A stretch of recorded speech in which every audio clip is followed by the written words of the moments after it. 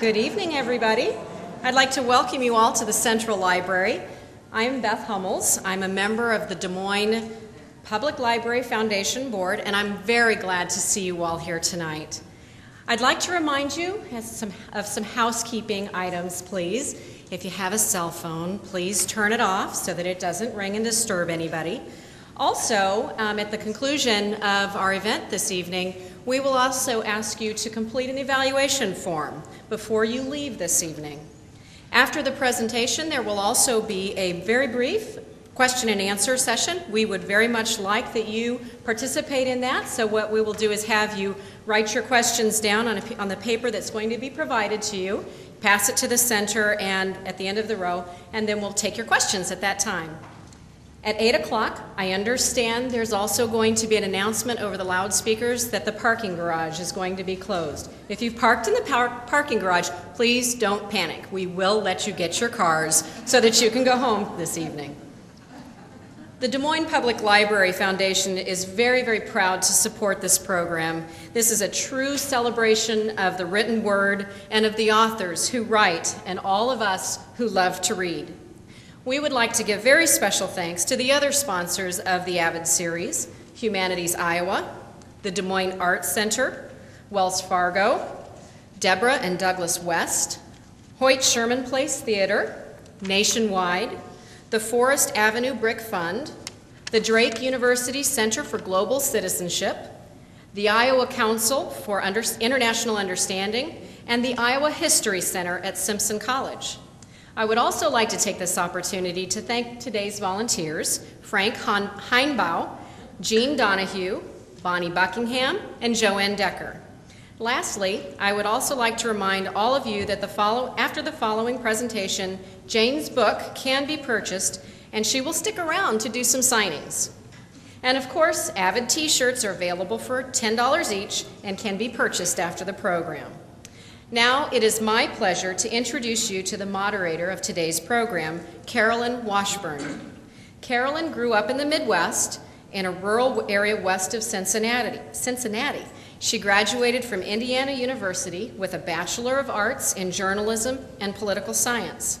She started her career as a business reporter and editor. She was an assistant managing editor and managing editor at the Democrat and Chronicle in Rochester, New York, and the managing editor and executive director of the Idaho Statesman in Boise. Carolyn joined the Des Moines Register as vice president and editor in September of 2005. She oversees news content in the daily and the Sunday paper, the paper's website, Juice magazine, and custom publications. She's also leading the Register's digital development process. Carolyn has received multiple awards during her time at Gannett Company. Some of her more prestigious awards include Gannett's Editor of the Year in 2007 and the President's Ring in 2001 and in 2006, which recognizes recipients as one of the top 10 editors in the company. Everyone, please join me in welcoming Carolyn Washburn.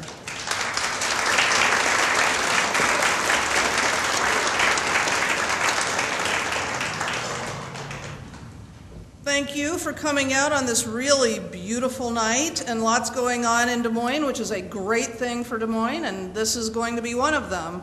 I don't know how many of you have read any of Jane's books, but when you read Jane Hamilton's books, it feels right to know that she lives and writes in a farmhouse, in an orchard, in a small town in Wisconsin. She grew up in Oak Park, Illinois, not really rural America. So how did she end up in a farmhouse in Wisconsin? Love, of course. Short story, when she was in college, her friend had a cousin. She visited the friend's cousin in Wisconsin. One thing led to another, you know, and she married him and moved to a farmhouse. As she puts it, and can talk more about it later if you like, it was good to live in her bubble in this little town in Wisconsin, thinking she was the only person writing in the world. Not knowing other writers and readers, she just wrote her stories. She also had 2 children, a son and a daughter. Her first novel, The Book of Ruth, in 1989 won the PEN Ernest Hemingway Foundation Award for Best First Novel. The Book of Ruth and A Map of the World were Oprah Book Club selections. When Madeline Was Young was a Washington Post Best Book of the Year. Two excerpts from reviews, I think, that describe her body of work. The Atlantic Monthly said she is among the most graceful and thoughtful writers to work the fertile ground that is the Midwestern family. The San Jose Mercury News said, after Disobedience, Miss Hamilton produces a wonderfully oddball family. If you are a writer yourself, these points about the technique of her writing, I think, will be meaningful. USA Today said she has a fabulous ear for character and dialogue. The Christian Science Monitor said her greatest accomplishment in Disobedience was the narrative voice, a psychologically astute creation that's compelling and chilling. The Washington Post said she has a chillingly accurate prose in A Map of the World. Those writing techniques might be interesting to know more about or ask her about later. So now her kids are 24 and 21, away at college, an IT guy and an English major like her mom. So she's still in the farmhouse, again without children, and still writing. Just this month, she's published what she and some early readers say is a very different kind of book, Laura Ryder's masterpiece. Ms. Hamilton says this is a full-blown comedy. I haven't read it yet, and when I talked to her on the phone, I said, comedy, really? Some early readers say it's a refreshing book, an original book, a great beach book in a Jane Hamilton kind of unpredictable way. Ms. Hamilton's visit with us is near the start of her tour for this new book. Before the tour is done, she'll do everything from a 30-second reading to an hour-long audience discussion in probably about 20 different communities.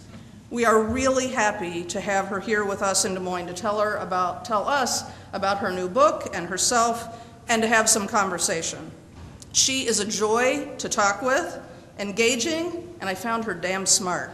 I think we will have an enjoyable evening. Please help me welcome Jane Hamilton.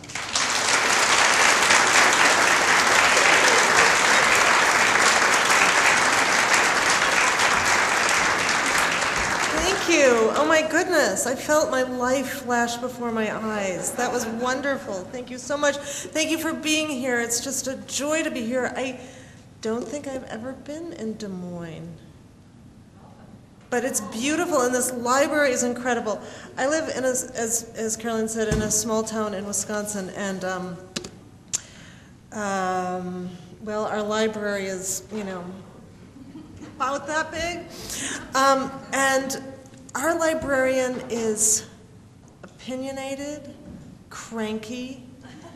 She speaks very loudly in the library. She is not shy about voicing her political opinions. She yells at teenage girls for checking out stupid books. She will burn in librarian hell. She's really wonderful. One morning, she was at the library, and it was before the library had opened. She was doing her tasks, and she looked out her window, and she saw two very small children out on the playground, and she went out, and they were in their diapers and their t-shirts. They were pretty much pre-verbal. She did not see any adult around, and she sort of looked to see where they might have come from. She didn't recognize them. So she had to call the police. The sheriff came, and they each picked up a child, and they went rambling up and down the avenue, and they finally were able to rouse a young woman who was beside herself with anxiety and worry that she was going to be in big trouble. She's like, I'm not drunk, I'm not on drugs, I just fell asleep, I'm really a responsible parent. And my librarian said to her, you listen to me. What you need is a library card. And it's so true. Libraries save lives physically, emotionally, spiritually, in every way. It was kind of thrilling today coming into Des Moines because President Obama was just lifting off. And I was remembering this time, when would it have been? He campaigned for at least 20 years, right? It was a week before he announced his candidacy, and so there was all that talk in the press, was he not? And I was on an airplane with him. We were both in coach on our way to the Miami Book Fair. And he got off in front of me, and then I was behind him, you know, going down the aisle of the plane, and then we were walking down this corridor together, and for some reason, I was feeling very motherly toward him, and I was trying to think okay, so if I'm going to say something, what should it be? And I was almost going to say, excuse me, listen, you don't have to do this. You could wait a while.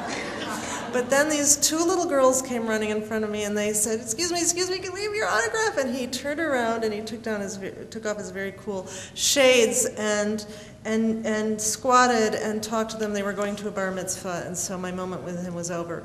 But when I got out to baggage, there were two driver of the carry cars, and one said Obama and one said Hamilton. Isn't that dear? They were both African Americans, and I said to my guy, so he's coming, do you want to see him? You want to wait? And he said, yeah. So then Obama came out, and he said to his driver, hey, my man, how's it going? And off they went. But I was thinking as his plane lifted off, you know, he'll never ride coach again. Anyhow, so yes, I wrote this book, Laura Ryder's masterpiece. It's a comedy, and as Carolyn said, and so I wrote it for various reasons. And when I handed it in to my then publisher, I got a call from the editor-in-chief, and he wanted me to come to New York to explain myself. So I did. I went to New York City. I walked into a conference room, and there were very solemn people assembled at the big conference table. And the editor-in-chief said, Jane, we have asked you to come here because we feel that it's our moral obligation to tell you that if we publish this book, it will be the end of your career. Really? I think it's so great that you even think I have a career. I said, could you just tell us what you were thinking? There were so many reasons why I wrote a comedy, and here are a couple of things that I would have told them if I hadn't been so sort of shocked past speech. First of all, shortly before I began this book, I was on an airplane going from New York City to Milwaukee on Midwest Airlines, which I don't know if any of you know this airline. It's the finest care in the air. And I live not far from Milwaukee, so often I know crew people.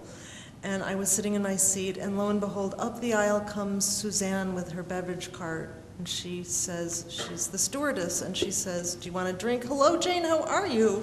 How are your children? We have a chat. She says to my seatmate, do you realize that you are sitting next to a famous author?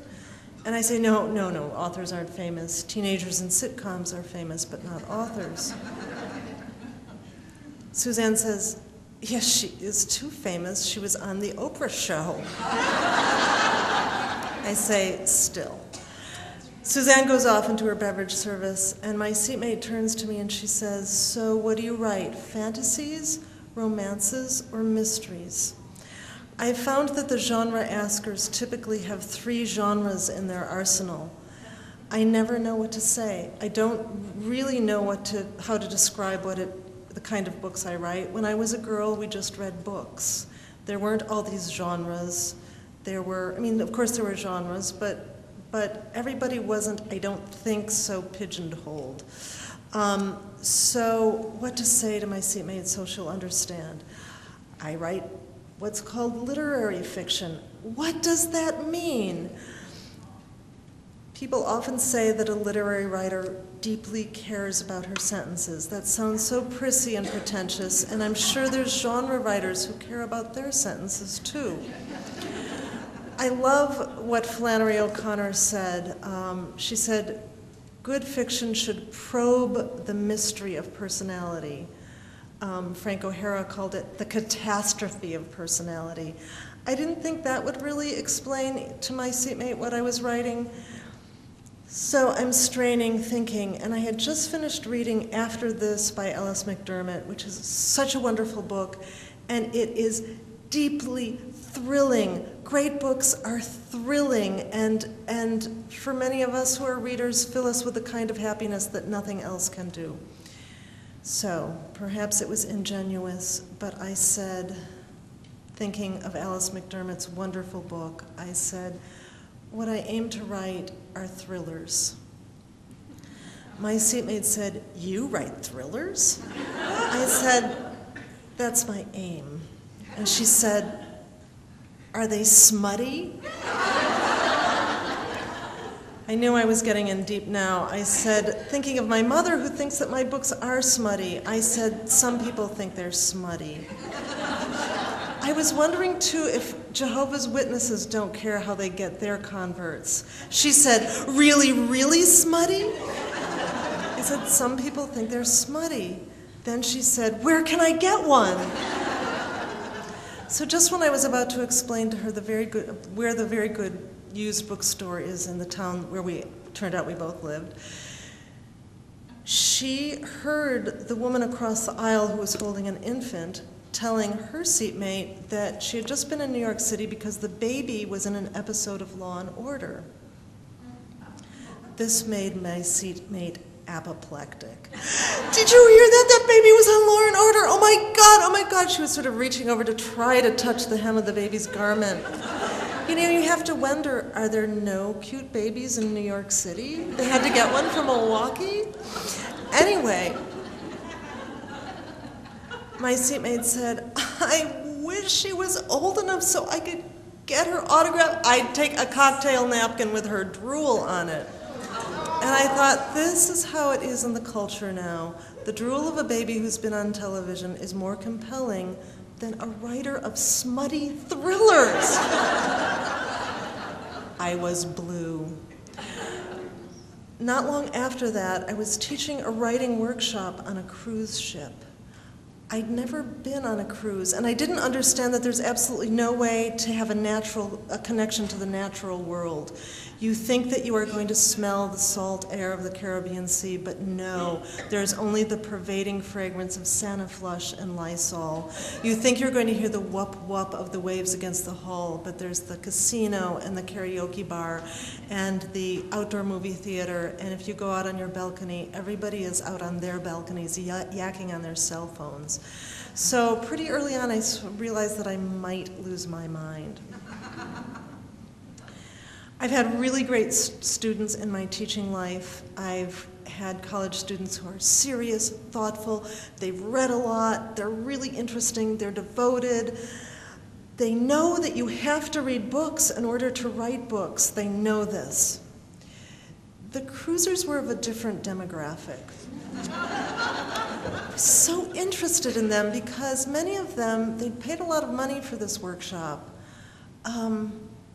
And they sort of wanted to write, and they kind of worked at it, but what they really wanted was to be published. So they were missing sort of some steps along the way.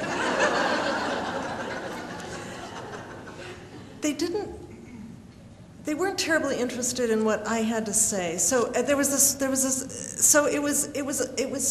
interesting, it was frustrating, it was noisy. There was this one moment when I was with my group, which was the literary group. I'm not sure how they really doled everybody out. And then there was another group across the Da Vinci dining code, and we were listing back and forth on the sea. And the group over there was the thriller group, which was led by a best-selling thriller writer. And at one point, he came dashing across the room and he said, Jane, really sorry to interrupt literary, but I got to ask you a question. So, can you use alliteration in literary? I said, what? And he said, yeah. Can you use alliteration? Could you say the cat climbed out of the carapace of the car? And I said, yes. He said, well, I ask because in thrillers, if I use alliteration, my editor and my agent go, whoa, alliteration, that is so literary. No one is going to want to read that. This is a true story. I was thinking of James Joyce's The Dead, and the end of it goes something like, his soul swooned softly as the snow fell faintly through the universe, and as the snow fell faintly through the universe. And I said, you know, Jim, we can use alliteration in literary. We can use assonance and consonance and internal rhyme. In literary, we are free. So I got home, and the only really response I could come up to of the cruise was to sit down and try to inhabit the mind of a woman who wants to write a romance novel, but she's never really been a reader. And so how is she going to figure out the form? She ends up setting her husband up with the local public radio show host who has just moved to their small Wisconsin town, and she writes the emails with her husband to see if they can establish a relationship so she can track how a romance unfolds so that she can then write her book. So I'm just going to read a little from the start of Laura Ryder's masterpiece. This is Laura Ryder. Just because Laura Ryder had no children didn't mean her husband was a homosexual, but the people of Hartley, Wisconsin believed he was, and no babies seemed to them proof. They also could tell by his heavy-lidded eyes that were sweetly tapered, his thick dark lashes, his corkscrew curls, his skinny legs, and the springy walk, and the fact that he often looked dreamily off in thought, as if he were trying to see over the rainbow. In the municipal chambers at a public meeting, a town councilman had once said that Charlie Ryder needed a shot of testosterone. It was a mystery to Laura that in Hartley, population 3,700, people who had never been to a gay pride parade or seen any cake boys that they knew of outside of TV actors were so sure about Charlie. She assumed that, like any place, the town was laced with fairies, not visible to the naked eye, but Charlie, she could testify, was not one of them. Laura herself had not been to a pride parade, but her personal experience included her flamboyant Uncle Will, her outrageous cousin Stephen, her theatrical playfellow Bubby from the old neighborhood, and also cousin Angie, who had tried to shock them all by having a lesbian phase in college. No one in the family, it turned out, cared. Mrs. Charles Ryder was the one qualified to set the residents straight about her husband, not because of her expertise with her various beloved queens, but because of her long life so far with the man himself. Make no mistake, Laura would have liked to say, Charlie Ryder was crazy about women. Charlie was not squeamish. Charlie, if they must know, worshipped the pudendum. She wanted to lambast the town, to tell them that the cruelty he had endured through his school years had been grossly misplaced. In the bedroom, he was not only at the ready, always. He was tender, appreciative, unabashed, and incidentally, flexible. A night with Charlie was equivalent, both for burning calories and in the matter of muscle groups, to doing the complete regime of the Bowflex home gym. Charlie emphatically was not fag, swisher, fembo, Miss Nancy, chum chum, or any of the other names he'd been called since second grade. It had always impressed Laura that a town that thought it had so few gays had so many labels for the aberration that was supposedly her husband. The real problem was that after 12 years of marriage, Laura had become permanently tired of his enthusiasm. She'd realized that if you gave an inch, you were in for the mile, that if you were even occasionally available, he assumed the welcome mat was always on the stoop. She disliked the whole charade of fatigue or preoccupation, but she hated, too, how the pressure of his need had jumbled not only her body, but her brain. She was losing her mind, losing her ability to stay focused and organized. When he hung around her study after dinner, when his sighs seemed to blow through the house, she knew she'd have to give up her beautiful, well-thought-out plan for a productive evening. And for what? Come morning, there he'd be, eyeball to her eyeball, fresh, apparently, as a daisy, as if months, not hours, had passed since the last full-body slimnastic routine. Both before and after she'd quit sleeping with him, she'd read articles and books about sexual fatigue. There were features in women's magazines, often with photographs of bombed-out wives, shoulders sagging, bags under the eyes, sitting on perfectly made beds. Laura understood that she was among millions, that she was another casualty in what was clearly a national epidemic. She had explained it to Charlie as kindly as she could, saying that just as a horse has a finite number of jumps in her, so Laura had used up her quota. No more jumping, he said, not ever? I can't. Laura said, I love you, but I can't. What if we take down a few of the fences on the course, lower the bars, shorten the moat by the boxwoods? How about, I'm sorry, Laura said, and in the moment she did feel a little rueful. Charlie, I am sorry, but can't you see I'm out to pasture? And then I'm just going to read a bit. When Charlie meets Jenna Ferroli, who's the public radio show host who things happen.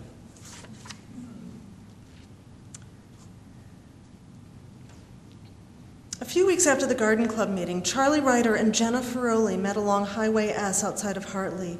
This encounter occurred by chance, or Charlie later said, did it. The month was May. The wheat and alfalfa were waving in the soft breeze. The green was so bright in the sunlight, making the pastures and fields so shiny it all looked like a plastic backdrop. Wasn't it as if, Charlie would ask her, the silver people on an avenue named S had called to them on that spring day of the spangly colors when nature looked more phony than phony nature? The silver people, the glowing dwarves who inhabited Charlie's private universe. He happened to be driving in front of Jenna, and it was he who pulled over on the wide gravel shoulder to look across the field to the horizon. Nature in general was such a dazzling goofball thing, always bubbling up out of nowhere, always morphing into a crazy something else. One minute you have about killed yourself digging out all the thistles in the field, and the next, garlic mustard has spread itself right behind your back. Son of a bitch, nature. And what a sense of humor blowing your house down, say, and what do you find under the mud floor of the basement but a fossilized T-Rex? Thank you very much. The next minute, the trickster goes into ravishing mode without any effort. Mist on a pond, the crescent moon, so don't look at me. The whole place lit up in blossom time for no one but the bees. What was behind it all, beyond it, not to mention right in front of us? Who knew how many dimensions, scrim after scrim, a person could peel back into if he took the time to pay attention? Don't start, his wife often said to him when he was gearing up on the subject. What you see is what you get. Reality is reality, period. Would Jenna Ferroli have stopped on Highway S if he hadn't led the way? She wondered if she would have ignored the bobbing lights in her eagerness to get home if he hadn't, by pulling over, guided her toward awe. What are they? She called to him as she climbed out of the car. She had her hand to her brow, looking not at the stranger next to her, but at the 6 or so quivering spheres past the silos, the barns, just above the tree line. Are we having floaters, she said, both of us? Do we need to see an ophthalmologist right now, or a shrink?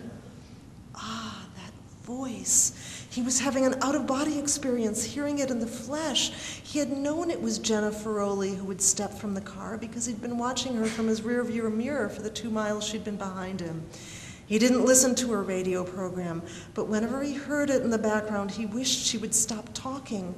He wanted her to sing along with him on the soundtrack that was often going in his head, principally the old-time string band music he'd learned from his grandfather, Short Life of Trouble, June Apple, Going Across the Mountain. She must have a pure and yet sweetly lusty singing voice with a spine-tingling vibrato. For a minute he forgot the spheres, the Grand Ole Opry. He's up there with Jenna, and here comes Dolly, boobs like traffic cones. And wait, Emmy Lou, she's belting out Pretty Little Girl with them too. Or do we need a neurosurgeon, Jenna was saying. Are our brain tumors flaring up? Charlie closed his eyes, took a deep breath, raised his full glass to life. Jenna Ferroli of the Jenna Ferroli Show. Biggest cranium on the planet, according to his wife. And here he was with her, looking out to the world revealed. There's nothing wrong with your vision, he said, blinking, checking his own. Or your circuitry, I suspect. Nope, not a thing.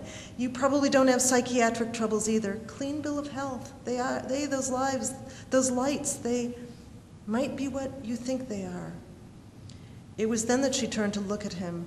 Out of long habit, she masked her censure in the sing-song of her satiny tones. And what do I think they are? It wasn't the tender shape of his dark eyes or his unlashed smile ear to ear that first drew her attention, or even his corkscrew curls, the tight spring of them, but the pleating in the long tapered fingers with the flat pads as he held them out in prayer position. Here's my guess, he said. You don't really think those lights are UFOs, and you could never say that they might be. You wouldn't even really consider it, because then everyone within range of 90.4 FM would think you'd flipped. UFOs aren't even the word you want for what's out there. You're thinking spirit world. You're thinking alternative reality, maybe. You've heard about ionic disturbances, so you could go the science route. But this seems like something different from that description. It's possible you'd like them to be magical. It's possible you want to be charmed. She said nothing. She used what her producer in the studio called Jenna's I hate you smile, the tilted head, the closed mouth spread to 45% capacity, the sincere nod. In the moment, she had never wanted less to be charmed by alternative reality. The one miracle she believed in was kindness, but only if it wasn't talked about. She was, of course, open to all points of view, even those of a presumptuous kook. Her stranger's jeans were so crisp, she wondered if they'd been starched and ironed, and the sleeves of his light green shirt had been neatly rolled up, each to the same level on his forearm. Even as Jenna Olli considered the spectacle at the edge of the sky, she noted that Charlie looked like a schoolboy whose mother had dressed him. Are they benign? She asked. Those beings caravanning in the spheres? Would you like them to be? She again turned to her companion. I'd like them to be as well-dressed as you. He nodded thoughtfully. It's hard, though, to look like this when you're traveling, when you've come from so far. Yes, that's true, especially because you would have had to start out, let's see, 1,000,000 miles per hour, and if you came from the nearest star, that's Alpha Centauri, so wouldn't you have had to start out at roughly, give me a minute, I'm not quite sure about the math, but something like the time of Moses? Wow, he said, math, wow. His whole body now seemed to be nodding, the bounce coming from his heels. But maybe you have to do that thing where you shift the, what's it called, the paradigm. Isn't it possible that they have other ways to travel? Maybe our laws have nothing to do with theirs. Maybe they can surf the astral plane or even travel on our thoughts. Poor things. My thoughts would certainly rumple their clothing. Still, however they get here, I maintain that it's important to make a good impression. You don't like the green bodysuit? Too casual? You wish they'd snazz it up a little, make an effort? Accessorize? I have large feet, so I always think if you're a dainty size, you should use that. You should wear elegant shoes at the least. In her brown Oxford, she stepped closer to the field. What else do I want in my aliens? She squinted hard at the sky. Let me just say I refuse to be frightened of creatures smaller than me and those whose pallor is green. I'd like to think they were getting a charge out of us, out of our dramas, that we were providing them with a degree of entertainment. That is, I hope we're not too dull. Not that I want to be made fun of, no, but I'd like them to be lovingly amused. I'd like them to feel as if they'd seen a masterpiece, a Preston Sturges film, for instance. I'd like them to feel as if the world, our world, was a generous place, a tall order to be sure. She smiled at him, a genuine smile this time. I'd like them to feel lighthearted. He was staring at her, all movement suspended. I don't know you, he said after a minute. I mean, I know you. You know I know you, but I don't know you, if you know what I mean. So it doesn't make sense for me to want to tell you a secret, but I'd like to. I'd like to tell you one. You probably shouldn't, she said, since you don't know me. He noodled the gravel with the toe of his boot. I can appreciate that, but if you have any questions about what you're seeing, not that I'm an expert. He rooted around in his pocket and pulled out a card for her. If you find yourself thinking about this scene, you could email me and I'll tell you what I know. Charlie Ryder, Jenna said. She was not going to bring up the Charles Ryder of Brideshead Revisited. I met your wife a few weeks ago at the library. She was very helpful. The indomitable Mrs. Ryder, Charlie sang out. It was the greatest night of her life talking to you. I doubt that, Jenna said. At least I hope it's not true. Please do thank her again for me, and thank you for this miracle card, she said firmly. Thanks for the card. The restrained, tasteful font was eagle feather, the invention of Frank Lloyd Wright. You could tell a person's class, or his aspirations anyway, his pretensions perhaps, by his font. Someone else, she was sure, had designed the card for him. if you had such a lavish head of hair and an impish face, if you had excitement pulsing in your eyes, you wouldn't be able to see clear to a font like eagle feather. As she got in the car, she called back to him, "But what the hell are they?"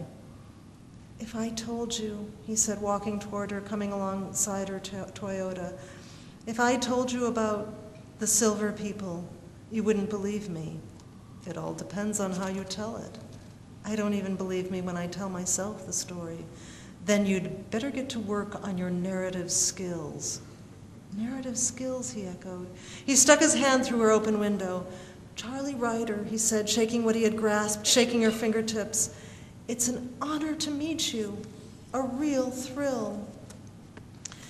So that's Charlie, Jenna, and Laura, and thank you. And I'd be happy to answer any questions. I've been asked, well, 2 impossible questions in my career so far.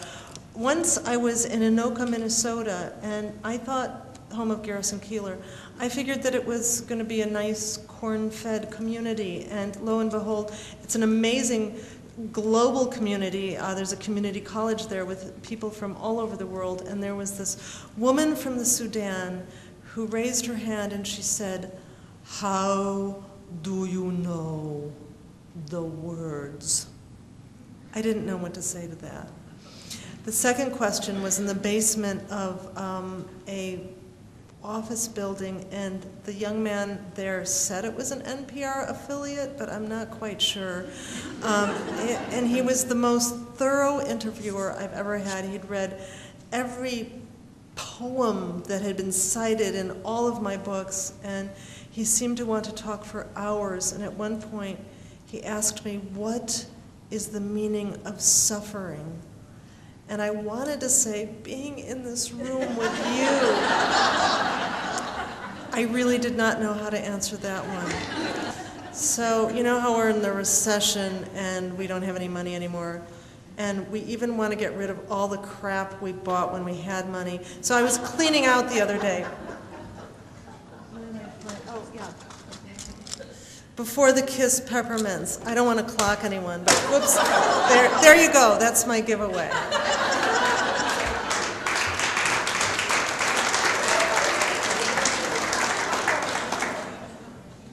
Okay, we really want this to be about your questions and your discussion.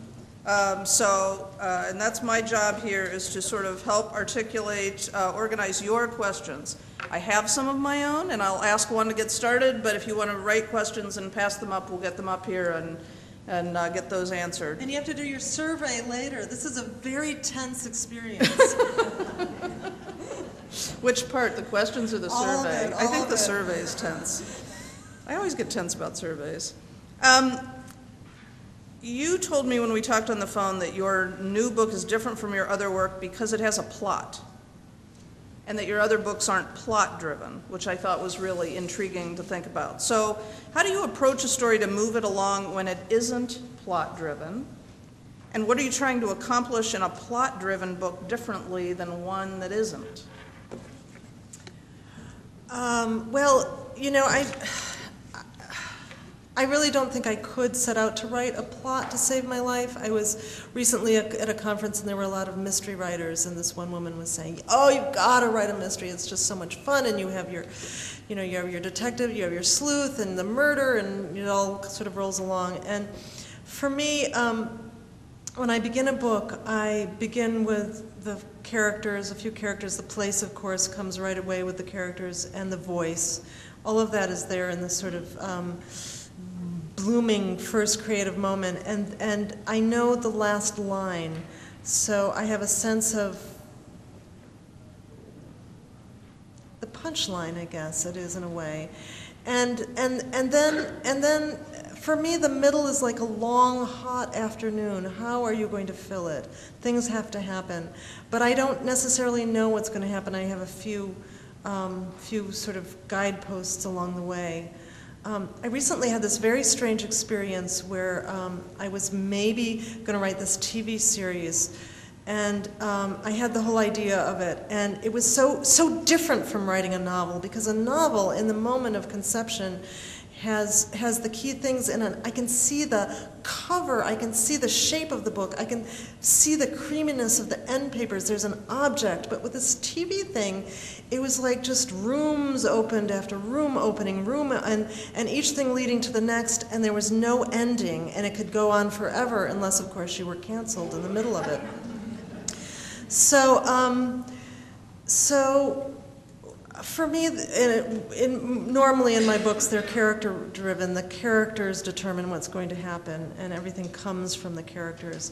This book was different because the plot came to me as much as the comedy and the satire, and it was really, really fun. And I have to say, at the time, my mother had broken her hip, and I was living in assisted living for 3 months with her.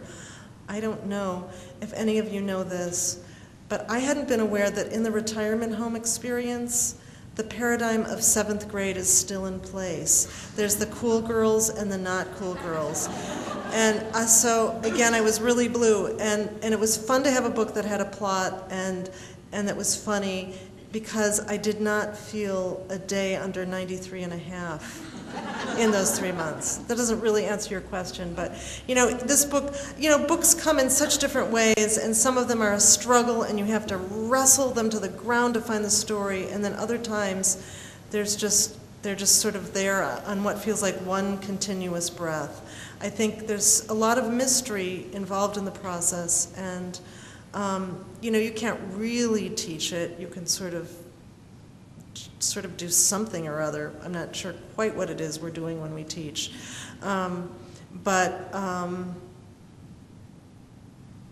Yeah, that's it. Okay, I love this question because I'm reading it right now. What caused you to call the Book of Ruth the Book of Ruth?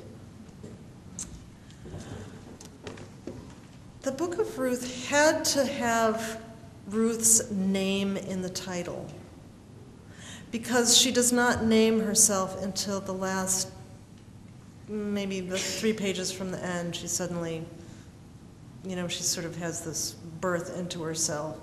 So I realized along the way, she's called Miss Gray, because her name is Ruth Gray, and I can't remember if a friend maybe has a nickname for her, but we don't know her name, so that was really important.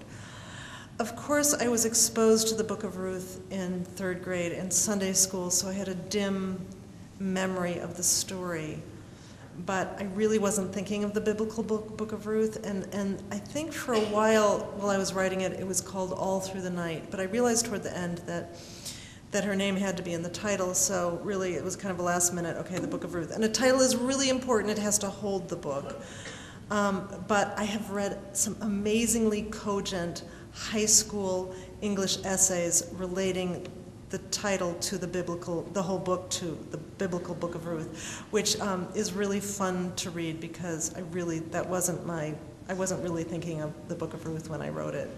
But high school English teachers really can manage to really wrest a lot of material out of sometimes what seems like very little. And then there was a big trauma, because my English publisher was going to publish it, but they already had a Book of Ruth on that same list. So I had to come up with another title, and I could not. It was the Book of Ruth. There was no other title. And my mother-in-law, bless her heart, came up with the goofiest title, which somehow stuck. And it was The Frogs Are Still Singing, which does not have Ruth in the title. But thank God later, they reissued it again, they went back to the Book of Ruth in England, so. After writing such a vivid character like Daddy Glenn, do you miss them after writing a comedy? Like Daddy Glenn? Daddy Glenn. Who's Daddy Glenn? I really miss Daddy Glenn. Unless somebody wants to jump up and articulate their question. Are you thinking of a different Jane Hamilton? But, okay. So I felt as if you identified the most with Jennas Husband because of his intelligence. Is that true? I identified with Jennas' husband. Oh, that's interesting. I feel like with every book, there's pieces of the writer in each character. And Laura Ryder wants to write a romance. She does terrible things to write her book. I too am ruthless when because I use details from my friends and family for my books, and I try to layer and all of that, but I think that's what writers do, and that feels sometimes afterwards, after it's all done, it feels very bad, but of course then you can't take it back because it's in print. So I feel related to Laura on that score, and Jenna's a terrible, terrible snob. I'm not as big a snob as Jenna, but I have a little snobism in me, and I guess I love them all, and I think they're all made fun of in an equal opportunity way. I'm so glad somebody asked this. You didn't finish the story, so how did things unfold with those folks in New York, and how did you sell them on your comedy?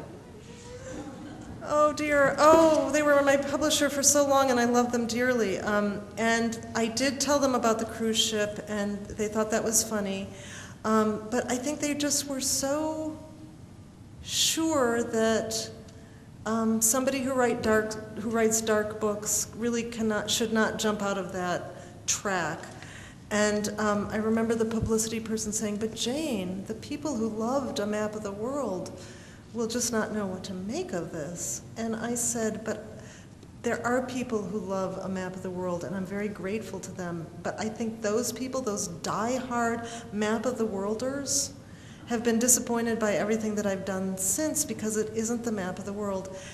I can't write A Map of the World again." So we had a lovely chat, and then it worked out actually that my editor left a week later for Grand Central Publishing, so they were very nice and let me go with her. So I think everybody was relieved and happy. So segueing right into that, so is Grand Central Publishing a smaller publisher than your previous publishers? And if so, what change has that caused? What's that been like? I guess people don't normally, and I would have no reason to do this either if I was just going along in my life. Grand Central publishes the Twilight books. Stephanie Myers, thank you very much. Grand Central is just maybe a little smaller. It's a Hachette, which is the front holds Little Brown, and Grand Central. It's a big, yes, it's a very big publisher, and they are the only publisher right now who actually is more than solvent. So that was great, and they have those green elevators where I don't know if you've read about them, but they're amazing. So I'm just happy to be there because of the green elevators are so much fun to ride in. Yes. They also published the Dewey book. The Dewey book, right. So if you go back a step, how did you get your first book sold? Did you get an agent, go straight to a publisher? How did that process go? Those of you who are wanting to publish, I'm sure know this conundrum that you can't be published unless you have an agent, and you can't get an agent unless you're published. I was living on the farm and writing my stories, and periodically I would send them off to Harpers magazine and magazines that I liked. And on my 25th birthday, the phone rang, and the editor at Harpers said, "We'd like to publish this story, and summer intern sent it up to me, and we'd like to publish it, and we're terribly sorry, we can only pay you $500. I had never in my life expected to be published. And it was my birthday. And so, that was a good piece of fortune because the editor there took a lot of time with me. And because I had some stories published, I then had an agent who took me on. However, when I wrote the Book of Ruth, that particular agent didn't like it. So then I was back looking for an agent. And I had a list of agents from a friend of mine who'd been to a workshop, A, B, C, D, all alphabetized. And I went down the list until I got to the last name and I sent the book out. This was over a period of several years. And I got to the last name, which began with U. And I thought, well, this is it, the last name on the list. I'll send it to this person. And the book arrived in her office. She called me the next day. I had just had my second child. I remember holding this infant, feeling like hell, you know, how you do? And this person said, who are you? I said, absolutely no one. And she sold the book in another 3 days, so all of that was so serendipitous. But really, the person who I am so grateful to, who gave me my life, was that summer intern at Harpers magazine who read that story and passed it up to Helen Rogan, an editor at Harpers. And I have called Harpers. I have tried to find out who that person is. They don't have a record of it, but really that person really gave me my beginning. See how important interns are? Yay! What did you think about the corrections author not wanting the Oprah stamp on his book? And what was your experience with the stamp?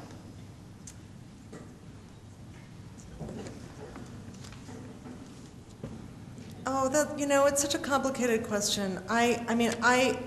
Oprah, I had great experiences with her, and my first one, I was invited to have lunch with her long before the book club even was the book club in 1988, I think. I was invited to come and have lunch because she had read the Book of Ruth. Her producer wanted to give her a present. What do you give to Oprah as a present? It has to be a person, right? So it was going to be a surprise to her. I went down to Chicago and sat through the first show that she was taping on that day, and I was told, I don't think she does this anymore, but in the old days, she would, the whole audience would pass before her filing out of the studio, and she blessed you. It was like church. And they said, you be the last in line, and just tell her who you are. And I felt like a complete dope. I said, hi, Oprah, I'm Jane Hamilton. I wrote them, and she went, and they told me she didn't know I was coming. I don't know, it doesn't matter. She began to spontaneously quote the book by the paragraph. That has never happened to me before or since. And we had a lovely, wonderful luncheon, and she was so smart and funny, and she'd read 1 million books, and it was really great. You know, and then years later, she chose the Book of Ruth. She gave me 1 million readers for the Book of Ruth. That was just astonishing. She helped booksellers, you know, I mean, I'm eternally grateful to her, and then again for A Map of the World. So I had a great experience. But I can imagine if you are a deeply sensitive person like Jonathan Franzen, who feels that he wants, well, I'm getting tread marks on my tongue here, because I love that book, The Corrections, and I'm sad actually that it wasn't a part of the show, because he would have had even more readers. And it's one of those books that to me is just a sublime reading experience. I adored it, but I think he just couldn't handle the whole sort of stuff that you have to do when you're on the Oprah show. Like, he had to go to St. Louis and stand in front of his boyhood home, and I think it was just too much for him. And you know, I guess I'm sort of a slut. I didn't care, and but I think he was just too tender and sensitive, and I understand why he couldn't do it. What's your writing space at home like?